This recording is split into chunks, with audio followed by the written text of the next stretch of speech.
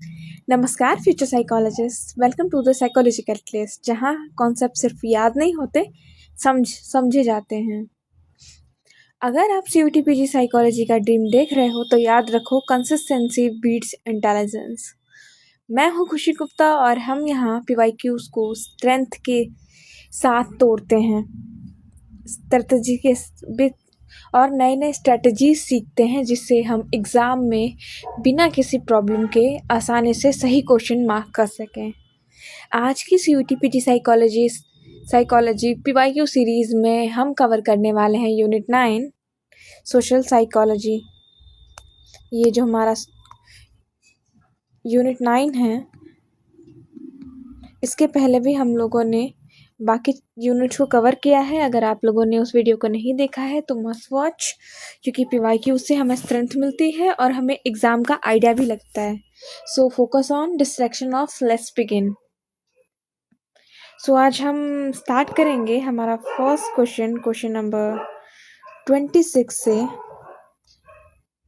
अगर आप लोग ने सीयूटी पीजी की आप तैयारी कर रहे हो तो आपके लिए ये मस्ट वॉच वीडियो होने वाला है। तो अगर आप लोगों ने सब्सक्राइब नहीं किया है तो must watch and subscribe and share this video, जिन्हें इसकी बहुत ज़रूरत है। तो फर्स्ट क्वेश्चन है, negative attitude towards the member of some social group based on their membership in this group is characterized as। किसी व्यक्ति के प्रति सिर्फ इसलिए नकारात्मक सोच रखना क्योंकि वो किसी विशेष सामाजिक समूह से जुड़ा हुआ है, उसे क्या कहते हैं? तो जब हम किसी सोशल ग्रुप जैसे कास्ट, रिलीजन, जेंडर के मेंबर के बारे में पहले से ही नेगेटिव सोच बना लेते हैं बिना इंडिविजुअल को जाने, उसे प्रिजुडिस कहते हैं। प्रेजुडिस माइंड के अंदर होता है, फीलिंग, बिलीफ, एटीट्यूड्स का लेवल पर। अगर वही सोच एक्शन में बदल जाए, जॉब ना देना, एंट्री ना देना, तो वो डिस्क्रिमिनेशन बन जाता है। सो हमारा करेक्ट आंसर है option C, prejudice. Next question, a type of social influence in which individuals change their attitudes or behavior in order to adhere to existing social norms is termed as। जब लोग समाज या समूह के नियमों के अनुसार अपने व्यवहार को बदल लेते हैं तो उसे क्या कहते हैं? तो कन्फर्मिटी तब होती है जब इंडिविजुअल ग्रुप को के नॉर्म्स, रूल्स या एक्सपेक्टेशन को फॉलो करने के लिए अपना बिहेवियर चेंज करता है। ये प्रेशर डायरेक्ट भी हो सकता है और साइलेंट भी, मतलब बिना कुछ कहे इनडायरेक्टली प्रेशर बनाना। इंसान एक्सेप्टेंस चाहता है, इसीलिए ग्रुप के जैसा बिहेव करता है। सो हमारा करेक्ट आंसर होगा option C, conformity. On a road sidewalk, a person was lying, although each passerby has noticed the man, but no one has stopped to help and find out if he is asleep, sick, drunk, or dead. Which psychological phenomena explain why people don't stop to help? सड़क पे गिरे हुए आदमी की मदद कोई नहीं करता क्योंकि बहुत लोग मौजूद है। ये कौन सी फिनोमेना है? हमारा साइकोलॉजिकल फिनोमेना है, सॉरी। जब इमरजेंसी सिचुएशन में बहुत सारे लोग होते हैं तो हर कोई सोचता है कोई और हेल्प कर देगा, कोई और हेल्प कर देगा। इस वजह से इंडिविजुअल रिस्पॉन्सिबिलिटी कम हो जाती है। इसी को डिफ्यूजन ऑफ रिस्पॉन्सिबिलिटी कहा जाता है। ये बायस्टैंडर इफेक्ट का मेन रीज़न होता है। सो हमारा करेक्ट आंसर होगा option A, diffusion of responsibility, जो कि बायस्टैंडर इफेक्ट।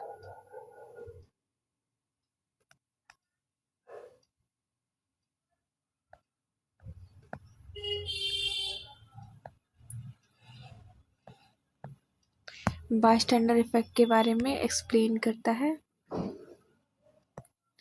अब हम मूव करते हैं हमारे next question, the unpleasant state of psychological arousal resulting from an inconsistency within one important attitude, belief or behavior is explained by which one of the following theory। तो अपने ही विश्वास, सोच और व्यवहार में विरोध से होने वाली जो हमारी मानसिक बेचैनी होती है, उसे किस सिद्धांत से समझाया जाता है? तो जब किसी के बिलीफ और एक्शन मैच नहीं करते तो माइंड में साइकोलॉजिकल डिस्कम्फर्ट होता है। इस स्टेट को कॉग्निटिव डिसोनेंस कहते हैं। इस डिस्कम्फर्ट को कम करने के लिए इंसान ये या तो अपनी सोच बदलता है या अपने बिहेवियर को जस्टिफाई करता है। सो हमारा करेक्ट आंसर है option D, Festinger cognitive dissonance theory. Next question है, when Rahul fails a math test but believed that the test was too hard, but when the friend fails the same test, it was because the friend did not study enough. This is the example of which type of attribution process. सो यहाँ क्या पूछ रहा है कि खुद की जो असफलता है, फेल्योर है, तो उसका जो रीज़न है वो हमारा सिचुएशन है, और वही दूसरा अगर कोई फेल्योर हो तो उसका उसके ही मतलब स्वभाव पे ही डाल देना कि वो ऐसा ही है। यहाँ राहुल अपने फेल्योर का रीज़न सिचुएशन को मानता है, लेकिन फ्रेंड की फेल्योर का रीज़न पर्सनल लेजीनेस को। इससे पता चलता है कि हम अपने बिहेवियर को सिचुएशन से और दूसरों को बिहेवियर को पर्सनालिटी से एक्सप्लेन करते हैं। इस बायस को एक्टर ऑब्जर्वर डिस्क्रिपेंसी कहते हैं। तो हमारा करेक्ट आंसर है option C, actor observer discrepancy. Next question, when no one comes to help a victim because all the witness assume that someone else would do it, it called by latents and rarely as। जब सभी गवाह यह मान लेते हैं कि कोई और मदद करेगा और कोई मदद नहीं करता, तो इसे क्या कहते हैं? तो लेटन और डार्ले ने बताया कि जब लोग क्राउड में होते हैं तो रिस्पॉन्सिबिलिटी डिवाइड हो जाती है। हर कोई अज्यूम करता है कि समवन एल्स विल हैक। इस फिनोमिनन को बायस्टैंडर इफेक्ट कहा जाता है। हमारा करेक्ट आंसर है bystander effect. Next question, if a consumer has a discomfort caused by post-purchase conflict the consumer is experiencing। खरीदारी के बाद मन में असंतोष या पछतावा होना किस मानसिक स्थिति को दर्शाता है? तो परचेस के बाद जब प्रोडक्ट एक्सपेक्टेशन से मैच नहीं करता तो बायर का बिलीफ और डिसीजन के बीच में कॉन्फ्लिक्ट होता है। इस कॉन्फ्लिक्ट से मेंटल डिस्कम्फर्ट होता है जो कॉग्निटिव डिसोनेंस का एग्जाम्पल है। इसलिए लोग बाद में प्रोडक्ट को जस्टिफाई करते हैं। तो हमारा करेक्ट आंसर है option A, cognitive dissonance. Next question, N aggressive child can turn a peaceful playground into a war zone. Choose the correct option of the following which signifies this statement। तो एक आक्रामक बच्चा खेल के मैदान को युद्ध का क्षेत्र बना सकता है। ये जो स्टेटमेंट है वो हमारा किसको इस स्टेटमेंट का मतलब है कि सिचुएशन इंसान के बिहेवियर के इन्फ्लुएंस करती है, यानी इन्वायरमेंट और कॉर्टेक्स बिहेवियर शेप करते हैं, सिर्फ पर्सनालिटी नहीं। सोशल साइकोलॉजी में ये आइडिया बहुत इंपॉर्टेंट है। जिसका करेक्ट आंसर है option B, situation change people. Next question, question number 34, which one of the following is an internal factor related to decisions and action that influence the purchasing behavior of the consumer। Consumer के खरीदने के फैसले को effect करने वाले internal causes कौन से, factors कौन से? तो कंज्यूमर बिहेवियर पर इंटरनल फैक्टर्स का मतलब होता है जो इंसान के अंदर से आते हैं, जैसे बिलीफ, एटीट्यूड, पर्सनालिटी और lifestyle. Reference group, marketing campaigns और सोशल स्टेटस एक्सटर्नल फोकस होते हैं क्योंकि वो बाहर से इन्फ्लुएंस करते हैं। इसलिए जो फैक्टर डायरेक्टली कंज्यूमर को माइंडसेट और थिंकिंग से जुड़ा हो वही इंटरनल माना जाता है। जिसका करेक्ट आंसर होगा option C, lifestyle and attitudes. Next question, social facilitation refers to. तो सोशल फैसिलिटेशन का मतलब क्या होता है? सोशल फैसिलिटेशन का कॉन्सेप्ट कहता है कि जब दूसरे लोग हमें देख रहे होते हैं तो हम सिंपल या वेल लर्न टास्क को ज़्यादा अच्छा परफॉर्म करते हैं, जैसे स्टेज पे सिंगर और कॉन्फिडेंट हो जाता है या एथलीट क्राउड में बेटर खेलता है। यही कॉन्सेप्ट ट्रिपलेट का एक्सपेरिमेंट से आया। तो हमारा करेक्ट आंसर है option C, when the presence of 2000 of other people watching improves a person performance। Next question, the combined memory of a group that is more efficient than the memory of individual member is। Group की combined memory जो individual memory से ज़्यादा effective होती है उसे क्या कहते हैं? जब ग्रुप के मेंबर्स अलग अलग इन्फॉर्मेशन याद रखते हैं और मिलकर काम करते हैं तो ग्रुप की मेमोरी ज़्यादा स्ट्रांग हो जाती है। हर मेंबर को पता होता है कि कौन क्या याद रखेगा। इससे इफ़िशियंसी बढ़ती है। इस प्रोसेस को ट्रांजैक्टिव मेमोरी कहा जाता है। तो हमारा option C transactive memory is the right answer. Next question है, the theory proposes that frustration or perception that you are being prevented from attaining a goal increase the probability of an aggressive response। कौन सा theory कहता है कि frustration से aggression बढ़ता है? तो जब इंसान अपने गोल तक नहीं पहुंच पाता या उसे रोका जाता है तो फ्रस्ट्रेशन होती है। ये फ्रस्ट्रेशन अक्सर अग्रेसिव बिहेवियर में कन्वर्ट हो जाता है। इस आइडिया को फ्रस्ट्रेशन अग्रेशन थ्योरी कहते हैं। तुम्हारा correct answer option B option C frustration aggression theory. Next question 38, method of gathering analyzing data on the choice communication and interaction pattern of people in the group is referred to as। Group के communication और interaction pattern को study करने की technique क्या कहलाती है? तो sociometry एक साइंटिफिक मेथड है जिसमें ग्रुप के अंदर लाइक्स डिसलाइक चॉइस और रिलेशनशिप्स को मेजर किया जाता है। इसका यूज़ क्लासरूम ऑर्गेनाइजेशंस और टीम्स में होता है ताकि ग्रुप डायनेमिक्स समझी जा सके। सो हमारा करेक्ट आंसर है option C sociometry. When a person less likely to conform, इसके बारे में हम पहले भी बात कर चुके हैं। सो इसका आंसर आप कमेंट में मुझे बताएंगे।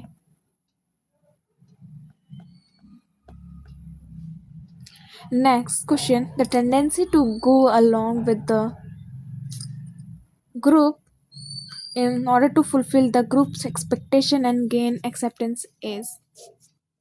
ग्रुप की एक्सपेक्टेशन को पूरा करने और एक्सेप्टेंस पाने के लिए कन्फर्मिटी होती है, उसे क्या कहते हैं? यहाँ इंसान इसलिए कन्फर्म करता है क्योंकि उसे ग्रुप की एक्सेप्टेंस चाहिए होता है, रिजेक्ट नहीं होना चाहता वो। इस कन्फर्मिटी में इंसान अंदर से एग्री करे या ना करे, बाहर से ग्रुप के साथ चलता है। इसे नॉर्मेटिव कन्फर्मिटी कहते हैं। अगर आपको ये वीडियो अच्छी लग रही हो तो आप चैनल को लाइक एंड सब्सक्राइब ज़रूर करें ताकि आपको ऐसी वीडियोस हमेशा मिलती रहें। Next question, the tendency to attribute positive outcome and internal causes but negative one to external cause is known as. अपनी सक्सेस का क्रेडिट खुद को लेना और फेलियर का ब्लेम सिचुएशन पे डालना क्या कहलाता है? अभी जो राहुल वाला क्वेश्चन था हम लोगों ने समझा था, इंसान अपनी सेल्फ स्टीम प्रोटेक्ट करने के लिए इसलिए अच्छा रिजल्ट को इंटरनल कॉज से और जोड़ता है और बुरे रिजल्ट को एक्सटर्नल कॉज से। इस थिंकिंग को सेल्फ सर्विंग बायस कहा जाता है। ये बायस काफ़ी कॉमन है डेली लाइफ में। सो हमारा करेक्ट आंसर है option C self serving bias. Next question, the process whereby the people flatter praise and generally try to make themselves likeable is. जब लोग खुद को लाइकेबल बनाने के लिए तारीफ और फ्लैटरिंग करते हैं उसे क्या कहते हैं? तो जब कोई इंसान जानबूझ के प्रेज करता है ताकि दूसरे का अप्रूवल मिले तो उसे ग्रेटिएशन कहते हैं। यह एक इम्प्रेशन मैनेजमेंट टेक्निक है जो सोशल इंटरेक्शन में काफ़ी यूज़ होता है। तो हमारा करेक्ट आंसर है option C. Next question, question number 43. A form of social interaction in which children orient towards a common goals by resolving difference of opinion, sharing responsibility, and providing one another with sufficient explanations to correct misunderstanding is। बच्चों का मिलजुल के common goal के लिए काम करना, opinion share करना और एक दूसरे को समझना क्या कहलाता है? सिंपल ही क्वेश्चन पूछा है। अब यहाँ हम लोग बात कर रहे हैं बच्चों की मिलने जुलने और कॉमन गोल्स के लिए। जब चिल्ड्रन ग्रुप में मिलकर काम करते हैं, प्रॉब्लम सॉल्व करते हैं, रिस्पॉन्सिबिलिटीज़ को शेयर करते हैं और मिसअंडरस्टैंडिंग क्लियर करते हैं तो लर्निंग ज़्यादा इफेक्टिव होती है। यहाँ फोकस होता है कोऑपरेशन, शेयर्ड अंडरस्टैंडिंग, सिर्फ ऑब्जर्वेशन नहीं। इस प्रोसेस को सोशल साइकोलॉजी में कोऑपरेटिव लर्निंग कहा जाता है। तो हमारा करेक्ट आंसर है option C cooperative learning. Next question, reduction in the motivation and efforts when individual work in the group compared to when they work alone is called. Group में काम करते वक्त जब लोग एफर्ट्स लगाते हैं उसे क्या कहते हैं? जब कम एफर्ट्स लगाते हैं। जब लोग ग्रुप में होते हैं तो उन्हें लगता है कि बाकी लोग काम कर लेंगे, इसलिए वे खुद काम कम मेहनत करते हैं। अलोन काम करते वक्त एफर्ट्स ज़्यादा होता है पर ग्रुप में मोटिवेशन कम हो जाती है। इस फिनोमिनन को सोशल लोफिंग कहते हैं। हमारा करेक्ट आंसर होगा option D, social loafing. Next question number 45. Solomon S studies was specified designed to study the Solomon S का एक्सपेरिमेंट का मेन पर्पस क्या है? तो एस ने यह स्टडी किया कि ग्रुप प्रेशर की वजह से लोग पब्लिकली अपनी ओपिनियन बदल देते हैं या नहीं, चाहे वो अंदर से एग्री हो या ना हो। उनका फोकस था पब्लिक कन्फर्मिटी, ना कि प्राइवेट बिलीफ चेंज पे। इसलिए उनकी स्टडीज़ कन्फर्मिटी का नेचर को समझाने के लिए फेमस है। सो हमारा करेक्ट आंसर होगा option D, amount of people conformity that would be produce pressure to conform. Question number 46. Cooperation does not depends on which of the following factor. जो cooperation किस factor पर depend नहीं करता? तो cooperation के ज़रूरी है हमारा communication, reciprocity and concern for other.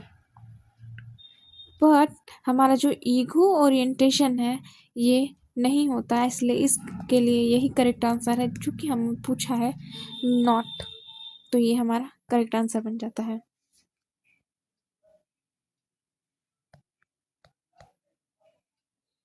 Next question, the lack of intervention by bystander to emergency situations appears to be due to. Emergency situation में लोग हेल्प क्यों नहीं करते हैं? जब लोग प्रेजेंट होते हैं तो हर को लगता है कि कोई ना कोई हेल्प कर देगा। ऐसे 7 लोग सिचुएशन को क्लियरली इमरजेंसी डिफाइन भी नहीं कर पाते। इस फिनोमिनन में diffusion of responsibility main role play करता है। अगेन ये एक रिपीटेड क्वेश्चन है क्योंकि हमारा फर्स्ट क्वेश्चन भी कुछ इसी तरह था। Next question 48. When we confirm because we believe that others people interpretation of ambiguous situation are more correct than our own, it is called. Ambiguous situation में जब हम दूसरों को फॉलो करते हैं उसे क्या कहते हैं? जब सिचुएशन अनक्लियर होती है और हमें लगता है दूसरे लोग ज़्यादा सही जानते हैं तो हम उनकी इंटरप्रिटेशन एक्सेप्ट कर लेते हैं। इसमें प्रेशर नहीं होता बल्कि इंफॉर्मेशन के लिए रिलायंस होता है। इससे इंफॉर्मेशन सोशल इन्फ्लुएंस कहते हैं। तो हमारा करेक्ट आंसर है option C, informational social influence. Next question, at a party you are introduced to Anthony, who you know is a semi-clever and charming. This is new information will probably conflict with your pre-existing about boxers. Boxer को देखकर जो stereotype हमने बना रखा है, नई information उसे challenge करती है, हाँ या नहीं? तो हम सोशल ग्रुप्स के बारे में पहले से कुछ फिक्स बिलीव बना लेते हैं जिसे स्टीरियोटाइप कहते हैं। जब रियल लाइफ में कोई उस स्टीरियोटाइप का अपोजिट मिलता है तो हमारे प्री एग्जिस्टेंट स्टीरियोटाइप का अफेक्ट करता है। इस क्वेश्चन में फोकस स्टीरियोटाइप पे है, सो हमारा करेक्ट आंसर होगा ऑप्शन बी, स्टीरियोटाइप्स। आज के लिए last but not the least, self fulfilling prophecies arise because our stereotypes. Self fulfilling prophecy क्यों होती है? जब हम किसी के बारे में स्टीरियोटाइप बना लेते हैं तो हम उनके बिहेवियर को गलत तरीके से परसीव करते हैं, फिर हम ऐसा बिहेव करते हैं कि सामने वाला भी वही बिहेव करे और स्टीरियोटाइप सचने लगता है। इसी प्रोसेस को सेल्फ फुलफिलिंग प्रोफेसी कहते हैं। तो हमारा करेक्ट आंसर है option A, lead us to misperceive actual characteristics of those stereotypes. आज के वीडियो में इतना ही। हम लोगों ने यूनिट 9 तो कवर कर लिया। अब नेक्स्ट वीडियो में हम कवर करेंगे हमारा यूनिट 10, जो कि लाइफ स्पैन डेवलपमेंट से रिलेटेड होने वाला है। तो अब इसके लिए तैयार हैं PYQ क्वेश्चंस के साथ साथ। अगर आपको कोई और भी इन्फॉर्मेशन चाहिए या फिर किसी और टॉपिक पे वीडियो चाहिए तो आप मुझे बता सकते हो, मैं उसे वीडियो बनाने की पूरी कोशिश करूँगी। तब तक के लिए thank you and stay confident के साथ आप बने रहिए, क्योंकि अगर आज का सेशन आपको एक भी कॉन्सेप्ट क्लियर कर गया तो समझो आप एग्ज़ाम के एक स्टेप आगे बढ़ चुके हो। सोशल साइकोलॉजी सिर्फ थ्योरी नहीं है, ये समझने की कला है, जो लोग कैसे सोचते हैं, बिहेव करते हैं। वीडियो पसंद आए तो लाइक ज़रूर करें और साइकोलॉजी कैटलिस्ट को सब्सक्राइब करें, क्योंकि यहाँ प्रिपरेशन बनती है सिलेक्शन की। मिलते हैं नेक्स्ट PYQ के साथ। Keep learning, keep believing. Thank you.